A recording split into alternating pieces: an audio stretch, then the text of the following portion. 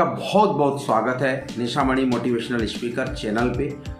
खास करके इस चैनल में आपको स्वास्थ्य संबंधित सभी गतिविधियों की जानकारी, जो ऑनलाइन रिपोर्टिंग के संबंध में जानकारी हम देते हैं। हमारा हर स्वास्थ्य कार्यकर्ता हो, चाहे जैसे हो या जितने भी लोग ऑनलाइन एंट्री से रिलेटेड हैं, उन तमाम लोगों के हाथों तक ये वीडियो आसानी से पहुँचे और वो इस वीडियो के माध्यम से सीख सकें। जो नए नए जो टूल्स हैं, नए नए जो ऐप्स हैं, नए नए जो प्रोग्राम लॉन्च हो रहे हैं, उन तमाम की ऑनलाइन एंट्री और उन प्रोग्राम स्वास्थ्य गतिविधियों की जानकारी वो जान सकें। इस हेतु इस चैनल का उपयोग हम कर रहे हैं। फिर से आपका बहुत बहुत स्वागत और अभिनंदन है मेरे YouTube चैनल पर। और हम क्रमशः आपसे बात करने जा रहे हैं कि HMIS रिपोर्टिंग में part M1, M2, M3, M4 इस तरह से कंटिन्यू हर सेक्शन को हम कवर करते जा रहे हैं। आज हम जो बात करने जा रहे हैं वो है M5। M5 में मुख्य रूप से आपसे जो बात होगी, जिसमें जो PNC पोस्ट नेटल केयर की हम बात करेंगे। पूर्व में आपने देखा होगा M1, M2, जिसमें आपने ANC डिलीवरी, साथ ही साथ अनीमिया मुक्त भारत, उन तमाम चीज़ों को हमने बात किया है। अगर आप उसको नहीं देख पाए हैं तो आप मेरे YouTube चैनल में जा कर के उन भाग 1, 2, 3 को आप देख पाएंगे। आज हम जो भाग 4 बना रहे हैं, जिसमें मुख्य रूप से PNC की बात करेंगे।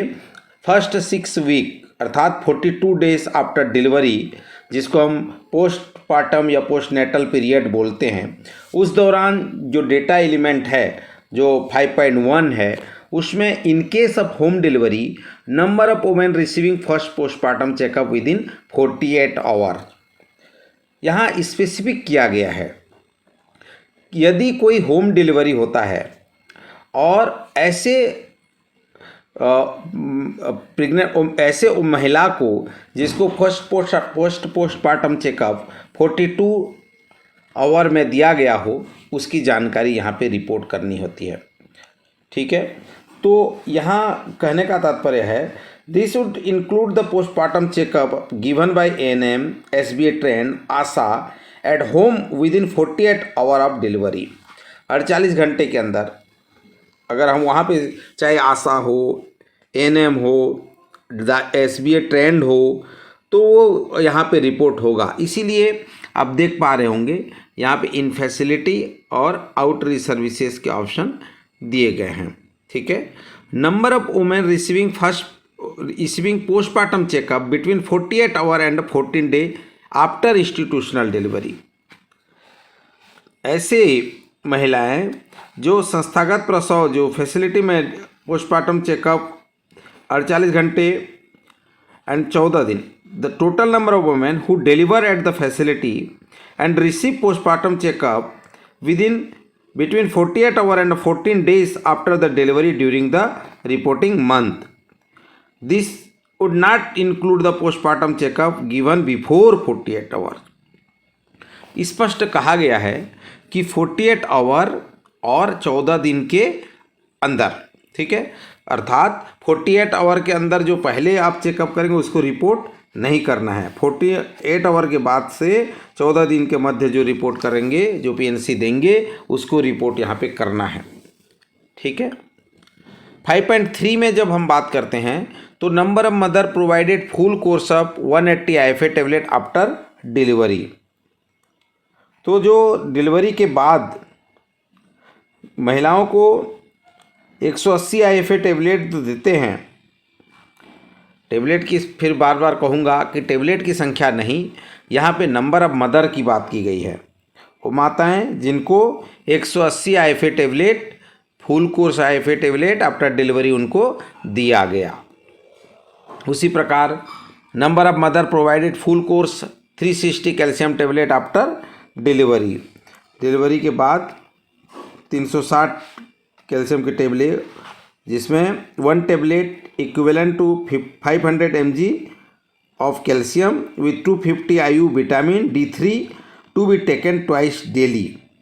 Thus they have received the 360 calcium tablet meant for the PNC period. ठीक है, जहाँ पे दोनों सुबह और शाम ट्वाइस में इसको खाना होता है।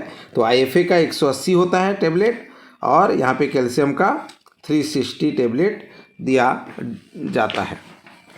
ठीक है, अब उसके बाद हम आते हैं इनका अगर डेटा सोर्स की बात करें तो डेटा सोर्स आपका जो है RCH रजिस्टर होगा और PNC रजिस्टर से आपको डेटा मिलेगा। तो डेटा सोर्स इसलिए बताता हूँ क्योंकि कई बार होता है कि आपको ये रिपोर्ट कौन करेगा, कहाँ से ये रिपोर्ट मिलेगा। तो जनरली आप देखेंगे तो आपको ये RCH रजिस्टर और PNC रजिस्टर में आपको ये डाटा मिल जाएगा। आगे हम बात करेंगे M6 पे। यहाँ M6 में मुख्य रूप से RTI STI की बात की गई है। RTI का मतलब होता है रिप्रोडक्टिव ट्रैक्ट इन्फेक्शन और STI का मतलब होता है सेक्सुअली ट्रांसमिटेड इन्फेक्शन। ठीक है, तो जो भी न्यू केसेस यहाँ पे आइडेंटिफाई होंगे, जैसे उन तमाम केसेस का आपको रिपोर्ट यहाँ पे करने की ज़रूरत है। तो number of new RTI STI cases identified, उसमें भी बाइफरकेट कर दिया गया है मेल और फीमेल का। तो सबसे पहला 6.1.1 में देखेंगे तो number of mail assessed for STI RTI।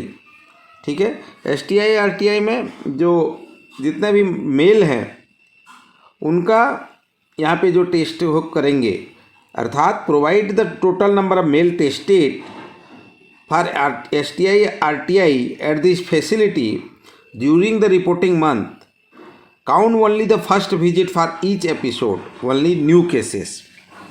इसका सीधा संबंध है कि जो केस आप आइडेंटिफाई करते हैं, एसेस करते हैं, उन नए केसेस का रिपोर्ट करना है, डुप्लीकेट से बचना है। एक बार जैसे कोई केस आइडेंटिफाई हुआ तो बार बार अगर आपके पास चेक कराने आ रहे हैं तो उसको रिपोर्ट नहीं करना है, क्योंकि यहाँ पे नंबर ऑफ मेल, मतलब मेल जो है एक ही हुआ, चाहे वो कितने बार क्यों ना आए हो, तो आपको यहाँ पे ध्यान देना है, डुप्लीकेसी से बचना है। ठीक है, सबसे पहले क्या हुआ, आपने कितने RTI STI case, male case को आइडेंटिफाई किया। Out of the above number of male diagnose with STI RTI, उसमें से कितने पुरुष जो है STI और RTI के लिए डायग्नोस हुए। ठीक, फिर जो डायग्नोस हुए, out of the above number of mail treated for STI RTI, उसमें से कितने मेल जो है उनका RTI STI में ट्रीटमेंट हुआ। ठीक, तो सिंपल है, बहुत ही सिंपल है, ध्यान दीजिए। Number of male assess for STI RTI, कितने आपने केसेस जो है यहाँ पे आपने एसेस किया, आपने टेस्ट किया, उसमें से कितने जो है पॉजिटिव आए, डायग्नोस हुए, और कितने उसमें से ट्रीटेड हुए। ठीक है, तो उसी प्रकार यहाँ फीमेल केसेस के लिए भी कहा गया है कि number of female assess for STI RTI, फिर out of the above number of females diagnose with STI RTI, out of the above number of females treated for STI RTI। तो जब आप इस तमाम इंडिकेटर को देखेंगे तो एक दूसरे से इसका कोरिलेशन है, इसमें वैलिडेशन भी आप लगा सकते हैं। Number of male assess for STI RTI, ये संख्या ज़्यादा होगा, उसमें से कितने लोग डायग्नोस हुए वो संख्या उससे कम होगा, और जो डायग्नोस हुए उसमें से ट्रीटेड या तो बराबर होगा या फिर कम होगा, लेकिन उससे ज़्यादा नहीं होगा। तो एक दूसरे से वैलिडेशन है, आप इस तरह से वैलिडेशन करके आप इसको चेक करा सकते हैं। 6.1.3, जब 6.1.3 में हम जाते हैं तो वहाँ पे नंबर ऑफ एज TG, कई बार ये क्वेश्चन पूछ देते हैं और लोग बाग इसको समझते भी नहीं हैं कि हमारे जो ऑपरेटर हैं जो इसमें काम करते रहते हैं रिपोर्टिंग में, कि ये STG क्या है। ठीक है, तो मैं इसका फुल फॉर्म आपको बता देता हूँ। नंबर ऑफ हिजरा या ट्रांसजेंडर, है ना, H फॉर हिजरा और TG फॉर ट्रांसजेंडर, इसका ये number of STG SS for STI RTI। ठीक है, क्लियर है आपको, H फॉर हिजरा और TG फॉर ट्रांसजेंडर। तो जो भी ऐसे केस जो है वहाँ पे उस माह में एसेस किए होंगे, टेस्टेड किए होंगे, उनका यहाँ पे आपको जानकारी भरनी है। और उनमें से फिर से वही नेक्स्ट कॉलम का अगर देखेंगे तो out of the above number of STG people diagnose with STI RTI, out of the above number of STG people treated for STI RTI। ठीक है, तो एक दूसरे से इसका संबंध है। आप जब डाटा फिल करेंगे तो आपको इन डाटा को ध्यान देने की ज़रूरत है, और ताकि आपका यह जो रिपोर्ट है आसानी से आप फिल कर सकते हैं। उसके बाद आ जाता है family planning. Sub centre level का फॉर्मेट हम इसमें अभी लिए हैं, इसीलिए आप देख रहे होंगे कि बहुत सारे कॉलम जो है आपको आउटरीच में और इसमें आपको भरने की ज़रूरत होगी। बाकी जैसे CSC सब डिस्ट्रिक्ट हॉस्पिटल, यहाँ पे आपको आउटरीच की ज़रूरत नहीं होगी, क्योंकि वहाँ पे जो भी फैसिलिटी में आएंगे वहाँ जानकारी आपको भरनी होगी।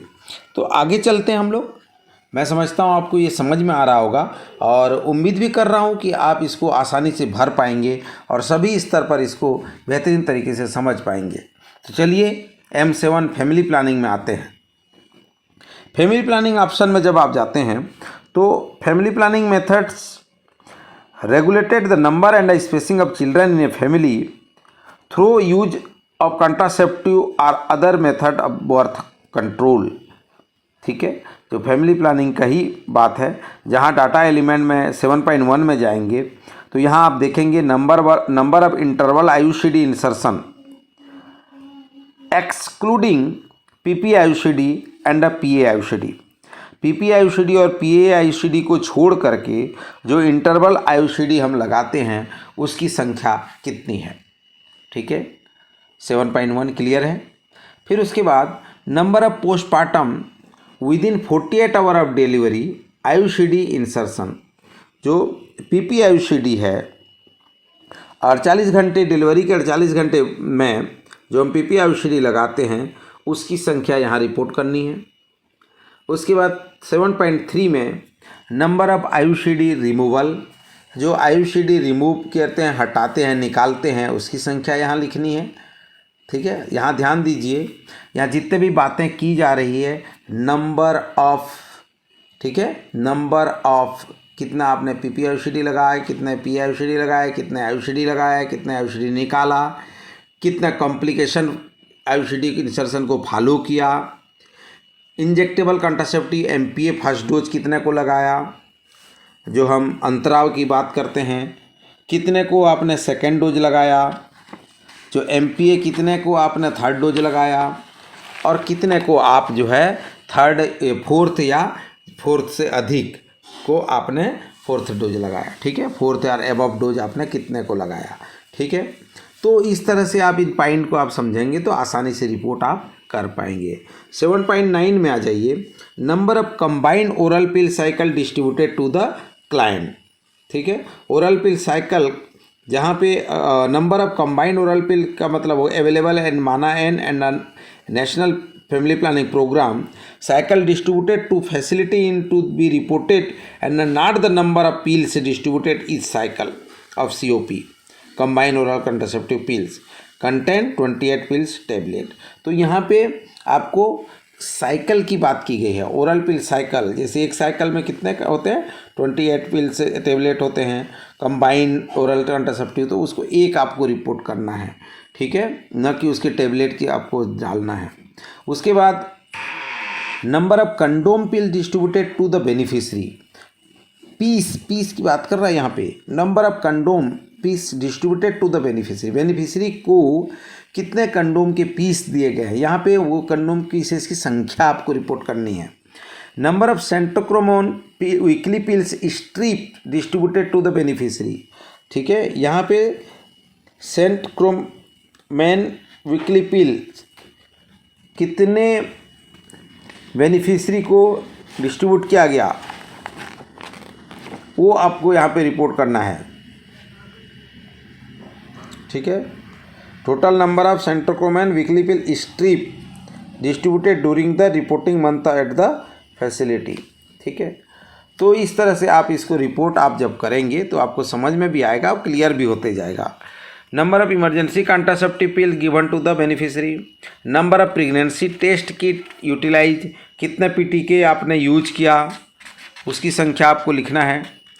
और उसके बाद 7.14 में जब आते हैं तो यहाँ पे क्वालिटी की बात की गई है, क्वालिटी इन इंस्टॉलेशन सर्विसेज, मतलब कॉम्प्लिकेशन फॉलोइंग मेल स्टेलाइजेशन, जैसे किसी मेल स्टेलाइजेशन में कॉम्प्लिकेशन हुआ तो उसको फॉलोअप आपने कितने किया, फीमेल स्टेलाइजेशन का कॉम्प्लिकेशन में कितना फॉलोअप किया, ये तमाम बातें जो है यहाँ पे की गई है। तो हमने अभी आपको बताने का प्रयास किया है पीएनसी, फिर आरटीआई एसटीआई, और तीसरा M7 में हमने बात किया फैमिली प्लानिंग। आगे हम एक M8 में जाएंगे और बात करेंगे इम्यूनाइजेशन का। उसके पहले आप इन चीज़ों को फिर से हम एक बार रिपीट करते हैं, ठीक है।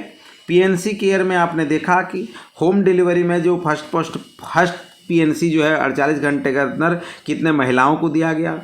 दूसरा 48 आवर से 14 डेज इंस्टीट्यूशनल डिलीवरी में कितना पीएनसी दिया गया, कितने को 180 आईफे टेबलेट वितरण किया गया पीएनसी में, कितने को आपने 360 कैल्शियम टेबलेट वितरण किया गया।